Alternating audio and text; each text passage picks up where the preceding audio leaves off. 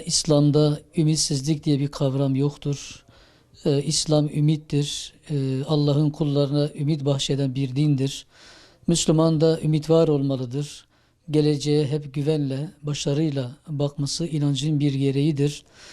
Çünkü ümitsizlik bir açıdan ölümdür. Ümitsiz olan toplumlar kendilerine gelemedikleri gibi gelecekleri de inşa edemezler.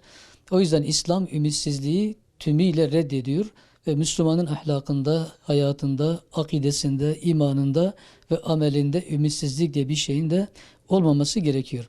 Şimdi Cenab-ı Hak Celle Celaluhu ayet-i kerimede وَمَنْ يَتَوَكَّلْ عَلَى اللّٰهِ فَهُوَ حَسْبُهُ Kim Allah'a tevekkül ederse Allah ona kafidir. O halde Allah'a dayanan, Allah'a iman eden, ona tevekkül eden insanlar elbette Allah'a güvenmelidirler. Ümitsizlik bir açıdan Allahu Teala'nın kendisini unutacağına, terk edeceğine, yardımsız bırakacağına inanmaktır. Oysa Cenab-ı Allah Kur'an-ı Kerim'de okuduğum ayet-i kerime ile kim Allah'a tevekkül ederse Allah ona kafidir diyor.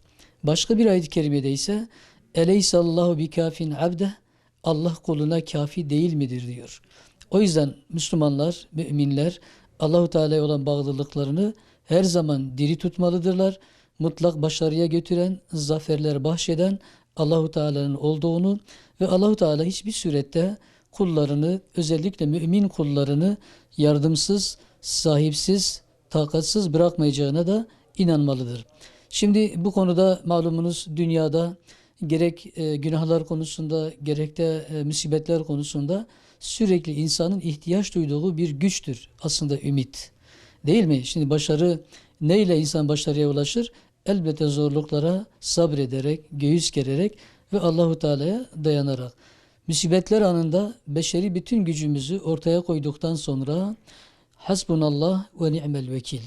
Allah ne güzel vekildir, o bana yeterdir deyip işi Allah'a havale etme gerekiyor. Özellikle günümüzde günahlar içerisinde bocalayan toplum olarak bizim ümide çok ihtiyacımız vardır. Cenab-ı Allah ayet-i kerimede şöyle buyuruyor. وَلَا تَقْنَتُ مِنْ رَحْمَةِ اللّٰهِ اِنَّ اللّٰهَ يَغْفِرُ الذُّنُوبَ جَمِيعًا اِنَّهُ وَالْغَفُورُ الرَّحِيمُ Allah'tan, Allah'ın rahmetinden ümidinizi kesmeyin diyor ey günahkarlar. Allah bütün günahları affeder. Affetmeye kadirdir. Aynı ayeti kerime destekleyici başka bir ayette şirkin dışında Allahu Teala'ya dönen, ona tövbe eden, Allahu Teala umudunu bağlayan kullarının günahlarını affedeceğini müjdeliyor. Hz. Yakup Aleyhisselam çocuklarını Kenan, Mısır'a gönderirken şu tavsiyede bulundu. Sakın ha Allah'tan ümidinizi kesmeyin. Allah'tan ancak kafirler ümitlerini keserler diye bir tembihte bulunuyor. O zaman umutsuzluk ve ümitsizlik Müslümanların değil kafirlerin bir özelliğidir.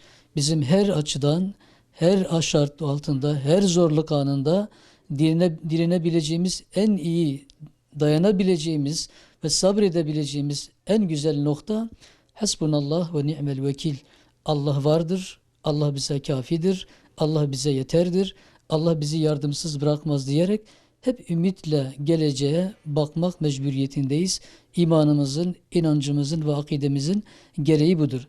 Özellikle günahlar konusunda artık Rabbim beni affetmez diyenler, nefislerini günahla kirletenler olan Müslümanlara da şunu hatırlatmakta fayda var. Hiçbir zaman Allah'tan ümidinizi kesmeyin.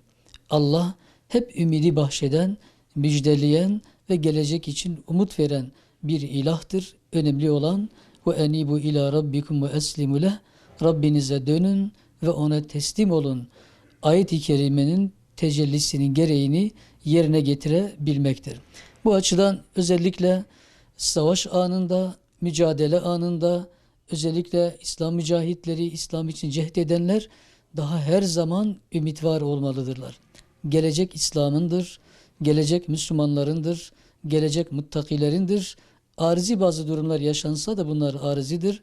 Hakikat olan Allah'ın müminleri mutlak surette yardımsız bırakmayacağına inanmaktır.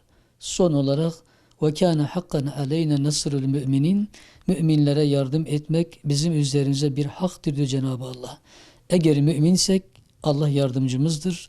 Ise ümitsizliğe ve umutsuzluğa gerek yok ve yeri de yoktur. Allah tüm Müslümanların yardımcısı olsun.